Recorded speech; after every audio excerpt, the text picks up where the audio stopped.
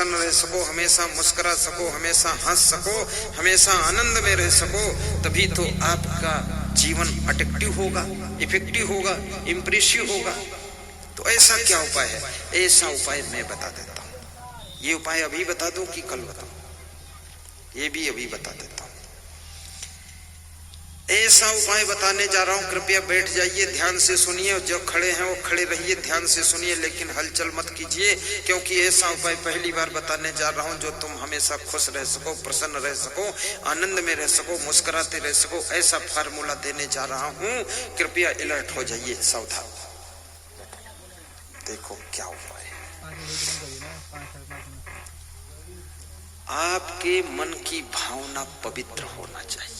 अपनी भावना को शुद्ध रखो। आप प्रसन्न रहोगे, न भय रहेगा, ना संकोच रहेगा, ना असमंजस रहेगा। नंबर 2, भावना को शुद्ध रखने में, भावना पवित्र रखने में 1 पैसे का खर्चा नहीं, 1 पैसे की मेहनत नहीं, केवल भावना। जैसे लोग कहते ना कि मेरी आपके प्रति बहुत बड़ी भावना है, सीने पर हाथ रखते हैं, तो इसमें खर्चा क्या हुआ उसका? कुछ नहीं। लेकिन जिसकी भावना अच्छी है वह व्यक्ति हमेशा खुश रहता है। और जिस व्यक्ति का खान पान अच्छा है, जिसका रहन सहन अच्छा है, जिसकी कर्म अच्छे हैं, जिसकी आदतें अच्छी हैं, जिसमें कोई गलत आदत नहीं है, वह व्यक्ति हमेशा खुश रहता है। जो बार बार गलतियां करता है, गलत आदतों में फंसता है, बुरे काम करता है, चोरी करता है, बवाल बनाता है, वो आदमी कभी खुश नहीं रह सकता है। एक लड़का टेंशन में बैठा था, छोटा सा बच्चा था, तो मैंने कहा तू क्यों मुंह ऐठ रहा, तू खुश रहे, तेरे को क्या टेंशन? तो उसके पड़ोस में दूसरा लड़का था, उसने बताया यह किसी के गाड़ी की हवा निकाल कर आया है, इसलिए बैठा है टेंशन। तो मैंने कहा तूने हवा निकाली है? बोले मैंने निकाली है। तो हमने कहा तो फिर टेंशन क्यों? बोले हवा जिसकी निकाली है गाड़ी की, वो जान जाएगा तो मुझे मारेगा बहुत, इसलिए टेंशन है।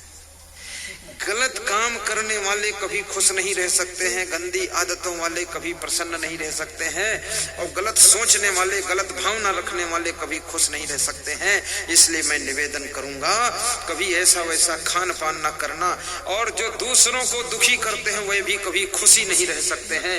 जो अपनी माँ को दुख देगा वो खुश नहीं रह सकता, जो सासू को पीड़ा देगी बहू वो खुश नहीं रह सकती, और जो अपने बहू को प्रताड़ित करेंगे वे खुश नहीं रह सकते, जो पति को दुख देगी वो पत्नी कभी सुखी नहीं रह सकती, और जो अपनी पत्नी को प्रताड़ित करेगा वो इंसान कभी सुखी नहीं रह सकता है। जो दूसरों को प्रसन्न करने की कोशिश करता है वो खुद ही बहुत प्रसन्न रहा करता है।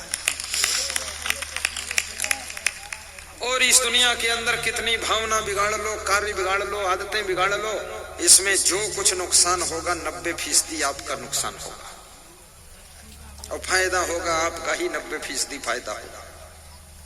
जैसे कोई बेटा दारू पीने लगा, लफंगेबाजी करने लगा, तो याद रखना माँ बाप तो थोड़े दिन में मर जाएंगे, लेकिन फिर आगे चल करके दारू पीने का रिजल्ट तो आपको ही भोगना पड़ेगा।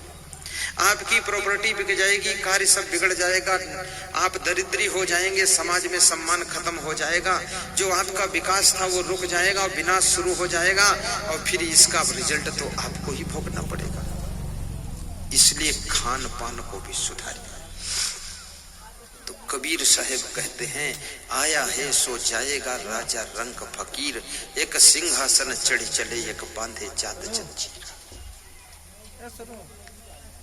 और भाइयों बहनों, कृष्ण कहते हैं युक्ताहार विहारस्य युक्त चेष्टस्य कर्मसु युक्त स्वप्नौ बोधस्य योगो भवत् दुःखः। कृष्ण कहते हैं उनके दुख सदैव दूर हो जाते हैं जिनका आहार विहार यथा योग्य है, जिनके कर्म यथा योग्य है, और जिनका शयन और जागरण यथा योग्य है, उनके जीवन के दुख दूर हो जाते हैं और वही योगी कहे जाते हैं।